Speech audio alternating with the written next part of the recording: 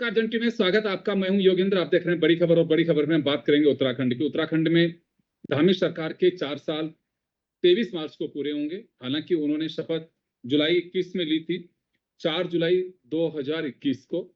ये 4 साल का सफर अभी उन्होंने दूसरी बार जो शपथ ली उन्होंने, और ये सफर उनका 23 मार्च को पूरा होगा। सरकार पूरे 1 वीक तक 4 साल का अपने कार्यकाल जो पूरा हुआ है उसकी कार्य योजना बना करके जनता के बीच जाने का तय किया है। इसका विधिवत शुभारंभ केंद्रीय गृह मंत्री अमित शाह ने किया है। तो चलिए, कुछ चीजें हैं जो सरकार के खाते में जाती हैं, कुछ सवाल भी खड़े हो रहे हैं। विपक्ष इस बात को लेकर के तंज भी कस रहा है, बहुत सारे मुद्दे हैं। लेकिन देखिए, गवर्नमेंट किसी की भी हो, कहना बहुत सहज है, क्योंकि उन्हें 5 साल बाद परीक्षा भी देनी है। हम चाहे बेशक कुछ भी कहें कि हमने बहुत कुछ काम किया, जनता तय करती है कि वाकई आपने काम किया या नहीं किया। तो चले, आज इसी को लेकर के हम चर्चा करेंगे। हमारे साथ कमलेश रमन जी, भाजपा प्रदेश प्रवक्ता हमारे साथ में हैं। शांतिनाथ भट्ट साहब हमारे साथ यूकेडी के केंद्रीय प्रवक्ता हैं, और मोहन काला साहब हमारे साथ कांग्रेस के प्रवक्ता जुड़ रहे हैं। कमलेश जी, आपके पास में आना चाहूंगा। 4 साल के जश्न कहूं या 4 साल का कार्यकाल है उसका सेलिब्रेशन कहूं, आप लोगों ने प्रोग्राम शुरू किया है। 1 वीक तक ये आपके प्रोग्राम्स रहेंगे, और उसके बाद आपको चुनाव का सामना भी करना है। विपक्ष इस बात को लेकर कह रहा है कि जश्न किस बात का मना रही है सरकार, किया क्या है? एक बड़ा सवाल ये खड़ा कर रही है। ये विपक्ष का सवाल है, ये आपके सामने भी आया होगा। अनम्यूट करिए। मैं म्यूट हो रखा, आपके यहाँ से म्यूट किया हुआ है। कमलेश में म्यूट किया हुआ है। जी मैम, जी प्लीज कंटिन्यू। आ रही है आवाज? जी मैम, आ रही है। जी, मैंने कहा विपक्ष के लिए मैं क्या कहूँ। कुछ तो लोग कहेंगे, लोगों का काम है कहना। विपक्ष है, विपक्ष को अपनी भूमिका भी निभानी है। और जाहिर सी बात है कि अगर वो सत्ता पक्ष की तारीफ कर देंगे या सराहना कर देंगे तो विपक्ष किस बात का। तो इसलिए वो अपना कर्तव्य निभा रहे हैं, अपना धर्म निभा रहे हैं। ठीक है, वो निभाते रहे। लेकिन सत्ता पक्ष का कार्य है कि वो जनता के बीच में अपने काम करें, अपनी कार्य योजनाओं को जो है धरातल पर उतारने का काम करें, और वो भारतीय जनता पार्टी की सरकार लगातार कर रही है। और आज आपने देखा होगा कि जिस तरीके से हरिद्वार में जन सैलाब पहुंचा, जिस तरीके से वहां भीड़ अमित शाह जी के उद्बोधन को सुनने के लिए पहुंची थी, तो उससे आपको अंदाजा हो गया होगा कि लोगों की जो चाह है वो भारतीय जनता पार्टी है। और एक बार फिर 2027 में भारतीय जनता पार्टी को प्रदेश की प्रबुद्ध जनता आशीर्वाद देने जा रही है। और आशीर्वाद क्यों देने जा रही है, मैं इसको थोड़ा सा आपको बता दूं। क्योंकि जिस तरीके से माननीय पुष्कर सिंह धामी जी ने इस प्रदेश में एक नए नए आयाम को छूने की कोशिश की है और एक नई पहचान देने का काम किया है। मैं अगर मातृशक्ति की बात करूं तो मातृशक्ति को, हमारे जो पहाड़ों से जो पलायन हो रहा था उसको रोकने के साथ साथ मातृशक्ति को आत्मनिर्भर बनाने के लिए होम स्टे के जरिए उनको वहां रोजगार देने का काम किया, ताकि हमारा पर्यटक उत्तराखंड के अंदर पहुंचे और हमारे पहाड़ गुलजार हो। ये हमारी मातृशक्ति के लिए किया। 30% हमारी जो बेटियां थी उनको नौकरियों में आरक्षण दे करके पुष्कर सिंह धामी जी ने दिखा दिया कि वो हमारी इन बेटियों को आगे लाना चाहते हैं इस प्रदेश, क्योंकि ये प्रदेश हमारा महिलाओं ने लिया था और महिलाओं ने जो है इसकी लड़ाई लड़ी थी। दूसरा, हमारे जो युवा साथी है उन युवाओं को 28,000 से ऊपर नौकरियां दे करके भी उन्होंने दिखा दिया कि हर प्रत्येक विभाग में हमारा युवा साथी जो इस प्रदेश में है और अपनी मेहनत करता है तो उसकी मेहनत का प्रतिफल मिलता है। और इसका नतीजा ये रहा कि जो हमारा नकल विरोधी कानून उन्होंने बनाया उसके चलते आज हमारा युवा 1 से 2-2, 3-3 जो हमारी परीक्षाएं उनको पास कर रहा है, और वो इस समय अपनी सरकारी नौकरी में कम से कम लग रहा है, और बिना उसके लग रहा है कि किसी प्रकार की कोई बाधा नहीं है। अब रही बात कि हम यहाँ पर हम नई नई योजनाएं क्या क्या ला रहे हैं। देखिए, पुष्कर सिंह धामी जी ने बेहतरीन निर्णय लेने का काम किया है। चाहे अगर मैं धर्मांतरण कानून की बात करूं, वो उन्होंने लागू करने का काम किया। अगर मैं दंगा विरोधी कानून की बात करूं तो वो उन्होंने बाकायदा उसको लागू करने का काम किया। यहाँ पर नकल विरोधी कानून उन्होंने बनाने का काम किया। यहाँ पर जो हमारी संपत्ति 10,000 एकड़ से ऊपर जो हमारी संपत्ति को लोगों ने जब्त किया हुआ था उसको कहीं ना कहीं राज्य सरकार में नीत कराने का काम किया। आज प्रत्येक व्यक्ति, और कल की ही रिपोर्ट है कि प्रत्येक व्यक्ति की आय जो बढ़ी है इस प्रदेश के अंदर, वो किस लिए बढ़ी है? तभी बढ़ी है जब पुष्कर सिंह धामी जी ने इस प्रदेश के अंदर कहीं ना कहीं विकास कार्यों को धार देने का काम किया है। और प्रत्येक जो हमारे कमलेश जी, मैं वापस आ रहा हूँ, आपके पास वापस आऊंगा। मैं अभी अपने साथ में शांति प्रसाद भट्ट साहब भी जुड़े हुए हैं, यूकेडी के केंद्रीय प्रवक्ता है।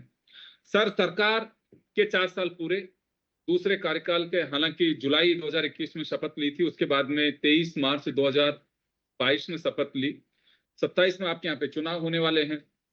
क्या लगता है, सरकार का दावा है कि बहुत सारे ऐसे काम किए हैं कि जो देश में पहली बार हुए, एक बात। दूसरा, एक विजन लेकर के चले थे कि 2025 में उत्तराखंड अग्रणी राज्य होगा, हम उससे बाहर निकालेंगे, टूरिज्म को हम बढ़ावा देंगे। बहुत सारी ऐसी चीजें हैं कि लोगों के हाथ में रोजगार मिले, स्वच्छ और स्वस्थ वातावरण मिले, सुरक्षा का माहौल मिले लोगों को।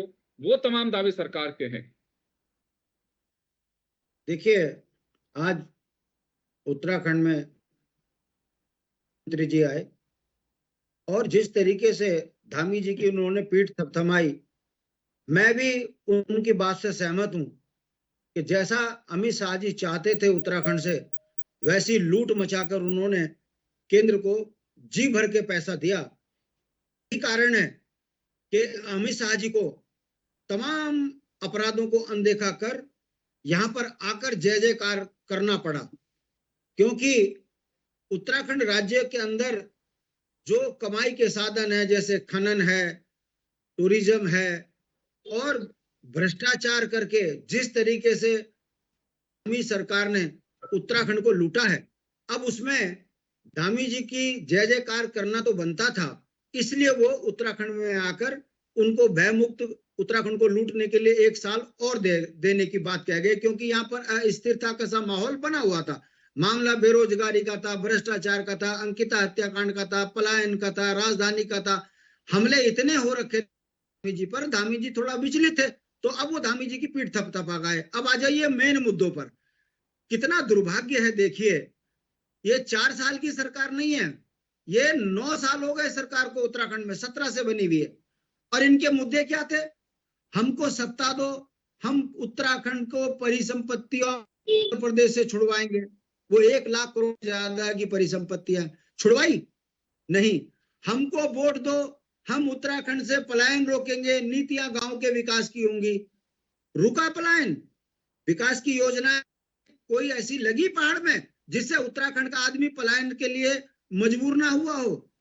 इन 9 सालों में राजधानी बनी नहीं। हुआ क्या उत्तराखंड में? देखिए, आज सरकारी बसों में भाजपा के कार्यकर्ता भर भर के, जबरदस्ती सरकारी कर्मचारियों को भर भर कर हरिद्वार लाया गया, और जिसने जाने से इनकार किया उसकी नौकरी पे जान, जिसकी गाड़ी में कम आदमी दिखे उसकी नेतागिरी खत्म। कहने का मतलब है सरकारी मशीनरी का दुरुपयोग कर भीड़ जुटाई गई। भट्ट साहब, ये अक्सर हर राज्य में एक आरोप लगता है विपक्ष की ओर से। कोई भी बड़ी सभा अगर किसी नेता की होती है, सत्ता पक्ष की पार्टी, तो ये कहा जाता है कि सत्ता का दुरुपयोग, सरकारी संसाधनों का दुरुपयोग किया है, जनता की गाड़ी कमाई को यूं ही फेंक दिया गया है। ये आरोप एक जनरल लगते हैं। देखिए, आपकी डिबेट का बहुत महत्वपूर्ण बिंदु पर बात हो रही है। बात आनी चाहिए, जनता को पता चलना चाहिए कि क्षेत्रीय दल का नेता क्या बोल रहा है। मैं आपसे पूछना चाहता हूं, तो क्या ये जो आज लक्ष्य था इनका 1.25 लाख लोगों को हरिद्वार पहुंचाना, तो क्या ये 1.25 लाख लोग मानते थे कि अंकिता के साथ अच्छा हुआ?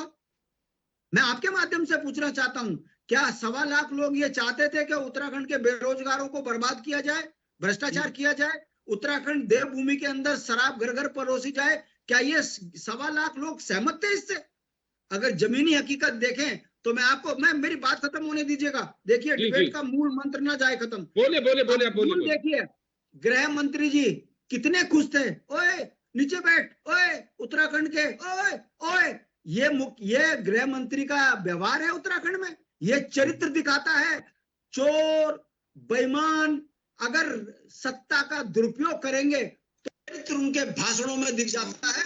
ये मैं कटु शब्द बोल रहा हूं कि यदि उत्तराखंड की जनता को आप दोगे तो ये बर्दाश्त से काबिल नहीं होगा। मैं पूछना चाहता हूं, आप बताइए, क्या आप उत्तराखंड के अंदर यूजीसी लागू होने पर खुश हैं? क्या उत्तराखंड में स्वर्ण समाज को केवल इसलिए बर्बाद कर दिया जाए कि वो स्वर्ण समाज जो है उत्तराखंड के अंदर यूजीसी का विरोध कर रहा है, तो क्या ये इस चीज से खुश थे? मैं शांति प्रसाद जी, इसको रोटेट करिए। आप जिस सिस्टम से जुड़े हुए हैं वो थोड़ा सा वापस आ रहा हूं मैं। मोहन काला साहब हमारे साथ में जुड़े हैं। मेरी बात को आने दीजिएगा सर। यूजीसी से पूरा उत्तराखंड का स्वर्ण दे समाज दीजिए इनको। नाराज है ये बात को लेकर कि भारतीय जनता पार्टी जनता को आपस में लड़ा रही है। पहले हिंदू मुस्लिम, अब ये जो है स्वर्ण समाज बनाम दलित समाज का झगड़ा शुरू करा दिया। आप बताइए क्या ये सही किया भाजपा ने? यूसीसी लागू करके जिस तरीके से लिविंग रिलेशन को उत्तराखंड में इन्होंने लागू किया है, तो क्या सनातन संस्कृति की जो परंपरा है, शादी सगाई ब्याह देखना, जन्म पत्र, ये क्या गलत है? क्या आप इससे सहमत हो? अगर हो तो फिर मैं मान सकता हूं कि बहुत सही भाजपा ने किया है। उत्तराखंड में एक बार सर मैं जवाब दिलवाता हूँ। एक बार वापस हो रहा हूँ, मैं काला साहब आपके पास में भी आना चाहूंगा। भट्ट साहब को आपने सुना, ये भी विपक्ष में, आप भी विपक्ष में है। सरकार का ये दावा है कि 2025 में हमने अग्रणी, ये दावा पहले से था, अग्रणी राज्यों में हम लेकर के आएंगे उत्तराखंड को। ये नहीं कहा कि बिल्कुल अलग प्रदेश हो जाएगा, एकदम सबसे आगे बढ़ जाएगा, लेकिन हाँ अग्रणी प्रदेश। दूसरा कहना है कि हमने भर्ती कैलेंडर निकाला। यूसीसी को एक बहुत बड़ी उपलब्धि मान के चल रही है सरकार, जो आने वाले दिनों में ये अपने उपलब्धियों में गिनाएंगे, जिसके बड़े होर्डिंग और पंपलेट्स भी लगे। इनका कहना है कि सुरक्षा का भरोसा जनता में जागा है, कि सुरक्षा हमने दी है, हर हाथ में रोजगार मिला है, लखपति दीदी वगैरह, ये तो सब चीजें हैं। ये सरकार का दावा है।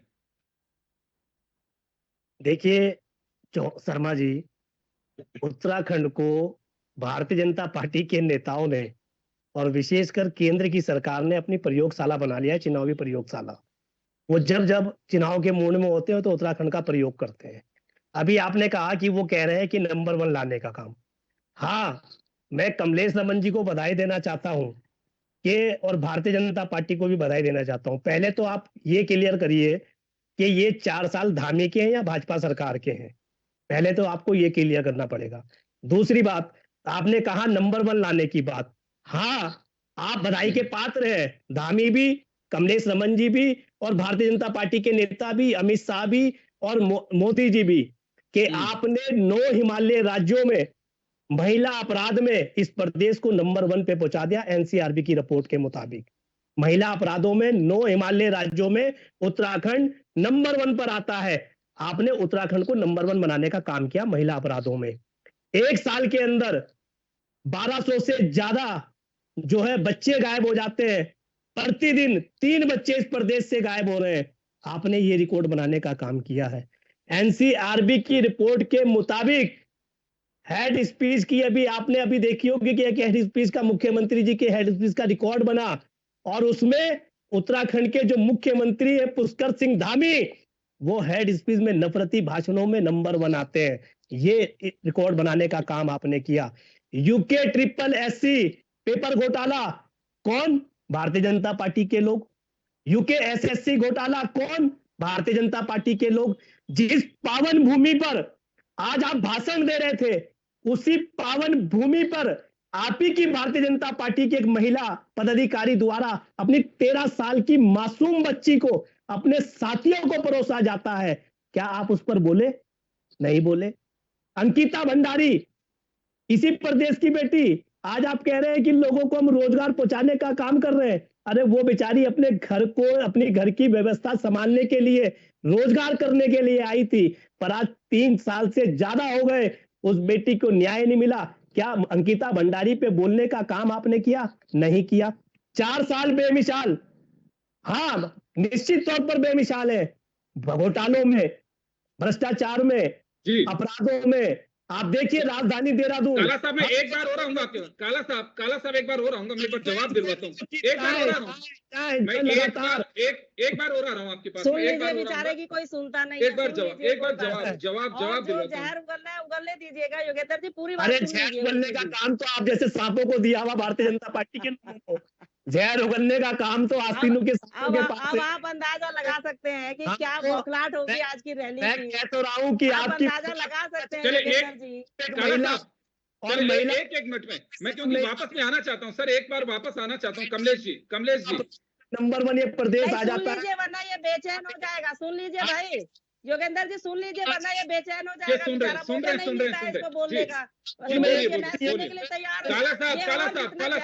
सुनने के लिए तैयार हूँ, और पूरे प्रदेश की जनता देख रही है इनके जहर को, और इसीलिए इनको दरकिनार किया है पार्टी को। कांग्रेस पार्टी को जनता ने इसीलिए इस प्रदेश से बाहर किया है, इसीलिए किया है कि ये जहर करते हैं, क्योंकि विष पुरुष इनके यहाँ है, उजाड़ू बल इनके यहाँ है, गीता भंडारी कारतूस इनके यहाँ है। तो सर, इसलिए एक आप बार समझ सुनिए तो सकते सही। हैं, इतनी उम्र नहीं सर है काला इसकी, साहब, इतनी उम्र मोहन नहीं जी, है, मोहन पर जी, बातें इतनी बड़ी मोहन जी, बड़ी कर रहा देखिए है, बैठ भट्ट साहब करके भी हमारे किसी साथ में चैनल जुड़े, पर। भट्ट साहब भी जिसको जुड़े हुए, ये मैं चाहूंगा तमीज कि एक नहीं बार है, हो रहा हूँ आपके जिसको पास में, एक ये बार जवाब तमीज सुन नहीं लीजिए। है कि सर एक जवाब तो अपनी, सुनिए, चाहिए इनको। काला साहब मैंने जवाब कहा वो सुनिए, नहीं सुनेंगे एक ना, बार जवाब सुनिए, वो जवाब उनको सुनिए, प्रशिक्षण हो चुका है, और ये उनको मुस्कुरा प्रशिक्षण मिल चुका है एक बार योगेंद्र जवाब जी। सुनिए, अब जवाब जवाब सर जवाब सुनिए, जवाब सुनिए एक बार जी, प्लीज सिर्फ कमलेश यही में। बौखलाहट है कांग्रेस की, यही जहर है जिसके कारण जनता ने इनको बाहर का रास्ता दिखाया। देखिए, क्या आपको नहीं लगता योगेंद्र जी, इस प्रदेश की जनता के जो वोट है उनका ये अपमान करते हैं बार बार ये बात बोल करके। अगर भारतीय जनता पार्टी को जनता चुन रही है तो कांग्रेस के पेट में क्यों दर्द होता है? नगर निगम में हम जीते हैं, नगर पालिकाओं में हम जीते हैं, नगर पंचायतों में हम जीते हैं, विधानसभा में हम जीते हैं, लोकसभा में हम जीते हैं, लेकिन कांग्रेस को अगर जनता दरकिनार कर रही है तो ये अपमान करेंगे उनके वोट का। आज जो जनता वहां बैठी थी आज ये उसका अपमान करेंगे। अरे भाई, अपनी कमियों को छुपाने का काम मत करो, सुनिए तो अपनी फिर कमियों डिबेट को नहीं हो दूर पाएगी। करने भट्ट का साहब काम को भी करो। सुनना है मुझे अभी। सर एक बार सुनिए, अभी भट्ट साहब और आपके पास दोनों के पास लौटूंगा, एक बार उनको बोलने नहीं दीजिए एक बार प्लीज जी। मैंने कहा ना, ये संस्कार है इनके, ये बोल रहे हैं ना, इनको पता ही नहीं है कौन बैठा है सामने कौन नहीं बैठा। अगर इतना होता तो मुझे लगता है कि जैसे मैंने इनकी बात तसल्ली से सुनी, ये भी सुनते, सर ये सुनिए भी तो सही सुनते। आप। तो इसलिए काला साहब मुझे प्लीज मुझे सुनिए, मालूम काला है कि साहब इनको सुनिए, एक बार प्रशिक्षण दिया सुनिए। जा रहा है, किन किन लोगों का प्रशिक्षण और संरक्षण प्राप्त है, मुझे मालूम है। खैर कोई बात नहीं है, हमारा छोटा भाई है, हमें कोई दिक्कत नहीं है, परेशानी नहीं है। ये और जहर उगलना चाहते हैं तो और उगल सकते हैं, लेकिन प्रदेश की जनता जानती है योगेंद्र जी, प्रदेश की जनता को लाभ मिल रहा है हर योजना का, जो भाजपा के द्वारा, जो सरकार के द्वारा योजनाएं चलाई जा रही है उसका लाभ जनता को मिल रहा है। तो जनता सर्टिफिकेट देगी, ना कि कांग्रेस और यूकेडी सर्टिफिकेट देगी भारतीय जनता पार्टी को। हम जनता के वोट से जीते हैं, हम कांग्रेस और यूकेडी के वोट से नहीं जीते हैं। ये तो अपनी जमानत नहीं बचा पाते, ये भारतीय जनता पार्टी को क्या वोटर आशीर्वाद देंगे? तो हम जनता के भरोसे पर हैं, जनता हमें आशीर्वाद दे रही है, हम जनता के लिए योजनाएं ला रहे हैं, हम जनता को लाभ दे रहे हैं, और इनको नजर नहीं आएगा क्योंकि ये राजनीतिक चश्मे से देख रहे हैं योगेंद्र जी। ये 27 का चश्मा लगाए बैठे हैं यहाँ पर, ये आंखों पर, ना तो इन्हें अपने कानों पर भरोसा है, ना इनको अपनी आंखों पर भरोसा है। अगर हमने काम नहीं किया होता तो प्रदेश की जनता हमें दोबारा चुनने का काम करती, अगर हमने काम नहीं किया होता तो लोकसभा में हमें यहाँ चुनने का काम करती। क्यों नहीं कांग्रेस को चुना? क्योंकि इनकी नीतियां खराब है, इनकी योजनाएं खराब है, इनकी वाणी खराब है, इनके शब्द खराब है। तो आप समझ सकते हैं योगेंद्र जी, आज की जो रैली की बौखलाहट कांग्रेस के अंदर है वो इनके शब्दों से झलक रही है कि ये कितने परेशान है, और ये समझ चुके हैं कि 2027 में एक बार फिर प्रदेश की जनता भारतीय जनता पार्टी को आशीर्वाद देने जा रही है। मुझे लगता है अब इन्हें समझना पड़ेगा और अपनी कमियों को दुरुस्त करना पड़ेगा। अपने फ्यूज कारतूस, अपने विष पुरुष, अपने उजाड़ू बल्दों को कहीं ना कहीं अपनी कमियों को दुरुस्त करने की जरूरत है। मैं जरूरत है। चाहूंगा, अब ये आरोप नहीं लगा सकते हमारे ऊपर, ये भारतीय समय- जनता पार्टी के ऊपर आरोप नहीं लगा सकते। अपनी कमियों को दुरुस्त करें, जनता के बीच में अच्छे काम करें, अच्छी योजनाएं लेकर के जाए, अच्छी नीतियां लेकर के जाए, तो हो सकता है कि जनता इनको आशीर्वाद दे दे कुछ ना कुछ। लेकिन अगर ये ऐसा नहीं करेंगे, केवल भाजपा की बुराई करेंगे योगेंद्र जी। 10 सेकंड, 10 सेकंड, सिर्फ 10 सेकंड जी, 10 सेकंड दीजिएगा। केवल ये आरोप लगाकर बुराई करेंगे। लगा सकता है, विपक्ष आरोप लगा सकता है, और अगर विपक्ष हाँ, उत्तराखंड में आरोप लगा रहा है तो नया काम नहीं कर रहा, हर राज्य में हाँ, लगते हैं बिल्कुल लगा सकता है। मैंने क्या कहा, मैं तो सुनने के लिए तैयार हूँ, ये और भी जहर उगलना चाहते हैं, मैं सुनने के लिए तैयार हूँ, पर रिजल्ट जनता देगी, रिजल्ट जनता देगी इनको 2027 में, इन्हीं की वाणी और इन्हीं के शब्दों के ऊपर। योगेंद्र जी, मैं इससे ज्यादा कुछ नहीं कहूंगी। जी चलिए, मैं आपके पास में आना चाहूंगा सर भट्ट साहब, आपके पास में समय कम है, प्लीज एक मिनट में अपनी बात कह लीजिए। अभी आपने सुना कांग्रेस पे आरोप है कि ये लोग जहर उगलते हैं, हालांकि आप पे को पलटवार किया नहीं मैडम ने अभी, लेकिन हाँ विपक्ष के लिए जरूर कहा है कि विपक्ष को दिखाई नहीं देता है कि प्रदेश में कितने काम हुए, उसे अप्रिशिएट भी करना चाहिए। देखिए, अप्रिशिएट तो हम कर तो रहे हैं जी। गृह मंत्री जी की आशाओं में धामी जी बिल्कुल खरे उतरे हैं, तभी तो वो अंकिता हत्याकांड, बेरोजगारी, भ्रष्टाचार, पलायन जेल रोकने में में है नाकाम, मुख्य राजधानी आरोपी, में अब आप बटाना इन्हीं करना, लकीर को पीटते रहेंगे, परिसंपत्तियों का सांप बंटवारा निकल न जाता कर है, आप पाना, लकीर को ये पीटते रहो। इन बिंदुओं पे फेल सरकार को यदि वो तारीफ करके गए हैं तो इसका मतलब गृह मंत्री जी खुश हैं, तभी तारीफ कर गए। उत्तराखंड में जनता सरकारी खुश है, मशीनरी का दुरुपयोग जनता खुश आपने है देख तो लिया, गृह मंत्री जी भी खुश ये है। जनता बच्ची, बोल रही है। और तीसरी बात, अब आप सबसे बड़ी महत्वपूर्ण बात कि लोकतंत्र में हाथ जोड़कर वोट मांगते हैं। भारतीय जनता पार्टी कैसे धमका रही है इस समय, चाहे विपक्ष है। अरे भाई, विपक्ष सवाल खड़े कर रहा है, आपको जवाब देना है। और ये कह रहे, जिस घमंड में ये कह रहे हैं कि हम जीत रहे हैं, तो जनता कह तो रही है SIR से वोट काट दो, EVM के सहारे जीत जाओ, तभी और तो कुछ इन्हें बचता जनता की नहीं है जरूरत इनके नहीं है। पास। ये मैंने कहा धमकी देने दुनिया अपने अंदर है, उनको लोकतंत्र दुरुस्त में नहीं करेंगे, इस EVM पैटर्न पे को भी आरोप अब जनता लगाएंगे, समझ रही SIR है। पर आरोप ये लगाएंगे, तमाम मशीनरी पर आरोप भारतीय लगाएंगे, जनता सरकारी पार्टी तंत्र के पर नेता आरोप लगाएंगे, और आतंक खुद की भ्रष्टाचार कमियां में दुरुस्त डूबे नहीं हैं। करेगी, ना जी। झुकेगी ना कांग्रेस। जी अब जब ये फंसते हैं तो इनका जी। बहुत बढ़िया तरीका, बीच में डिस्टर्ब करो ताकि जनता तक इनकी करतूतें बाहर ना निकले, नहीं, मैं इसलिए डिस्टर्ब बीच नहीं में कर रही हूँ, मैं विपक्ष को बता रही डिस्टर्ब हूँ करो। कि आप इस तरीके से चले केवल अपनी चले गलतियों सर, को 23 छुपाने का सेकंड, काम करते हैं। काला साहब टाइम हो चुका, प्लीज 30 सेकंड में अपनी बात कह दीजिए, मैं ताकि जवाब दिलवाऊं फिर आपको कमलेश जी से। काला साहब प्लीज 30 देखिए, सेकंड। आप मुझे जवाब तो जरूर दिलवाइएगा, पर उन मोहतरमा ने मेरी बातों का जवाब नहीं दिया। और ये मेरी रिपोर्ट नहीं थी इन प्रदेशों में महिला अपराधों को लेकर। वो कह रही थी झेरेली प्रयोगशाला, उसी झेरीली प्रयोगशाला की 15 साल महानगर अध्यक्ष रही है मोहतरमा, उसी झेरीली भाई प्रयोगशाला 29 साल कांग्रेस में रही हूँ, लेकिन कांग्रेस ने क्या दिया ये भी सुन लीजिएगा। कांग्रेस सरकार दलितों को कुछ नहीं देती, और घमंड में मत रहना कि तुम्हें कुछ मिलने वाला है कांग्रेस से। एक दलित लड़की कांग्रेस से बर्दाश्त नहीं हुई, और ये दलित हमारा भाई बैठा है, ये समझ लेगा इसको क्या देने वाली है कांग्रेस। ये दलित विरोधी है कांग्रेस, मोहन भाई, ये दलित विरोधी है कांग्रेस। जो एक महिला को नहीं पचा पाई कांग्रेस, दलित महिला एक नेता इनके पास इसको नहीं पचा पाई, तो तुम्हें क्या पचा पाएगी भाई। चले, मैं माफी चाहूंगा सर, माफी चाहूंगा, समय हो चुका सर, मैं माफी चाहूंगा। तो खैर चलिए, मैं 23 तारीख को जरूर आप लोगों के एक बार वापस से जोड़ूंगा।